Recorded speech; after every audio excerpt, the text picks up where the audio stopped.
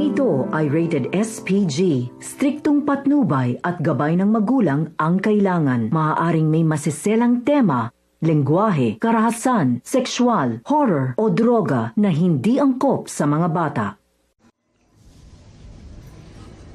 Toyama Park, the most haunted place in heart of Tokyo. Eerie and peaceful Toyama Park, courtesy of Guillem Belut Flickr. Save to wishlist. Tokyo, one of the busiest cities in the world, is also one of the world's safest. The nation's crime rate is at a record low, and with people filling the streets at all hours of the day, it's one of the least likely cities in the world where you feel spooked, at least on paper. Just a stone thrown from the bustling hub of Shinjuku sits one of the grisliest, most skin-crawling ghost hubs you'll probably ever cross.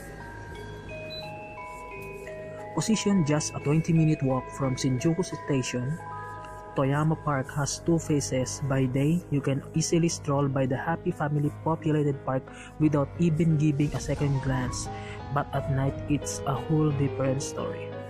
Throughout the years, locals and bold visitors have reported a number of eerie experiences, including hearing a disembodied voice crying from atop of park's small hill, Hakone Yama. So what's going on here? Well, just a few decades ago, this site was one of the Japan's grisliest scenes of mass murder and human experimentation.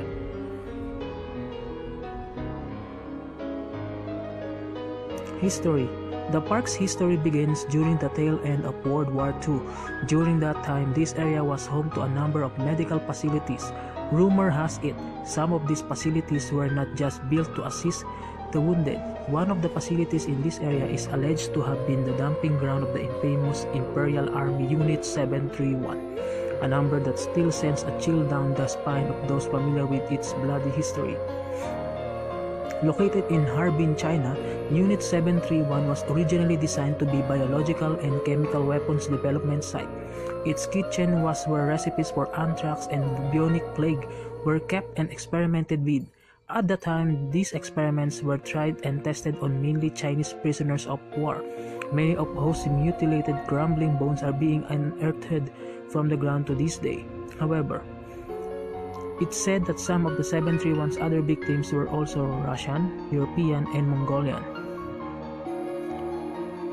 According to old papers found from the time, scientists of Unit 731 would infect prisoners, then carry out dissections on the infected prisoners to see firsthand the bodily effects of their concoctions.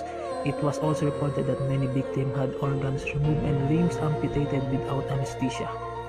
The bodies were later transported to the Tokyo site to be analyzed. Once they had been analyzed, many bodies of the prisoners were dumped in a mass grave where the park now sits.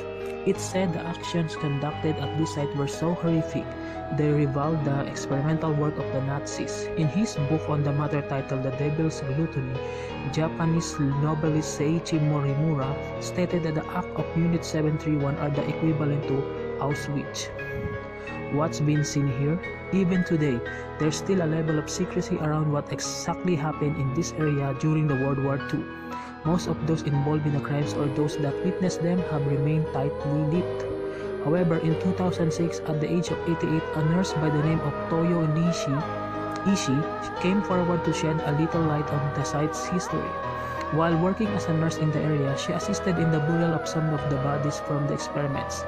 Around 20 years ago, hundreds of bones were unearthed from the park grounds. Even to this day, like a morbid jigsaw puzzle, fragments of victims are slowly being brought to the surface. Beyond the physical realm, there's a lot that's said to be still going on here at the park.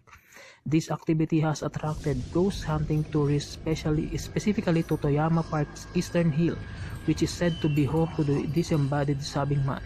Other people who live near the park have said they saw a hitodama, a fiery ball of light that appears when a person's soul has been separated from its body. How to get there? To really experience what's happening at the park, it's probably best to go and experience it for yourself if you dare. It's easily accessible from Shinjuku Station, just 20-minute walk from north. From Shibuya Station, catch the Yamanote line to Shin-Okubo Station. From there, the park is an easy 15-minute walk north.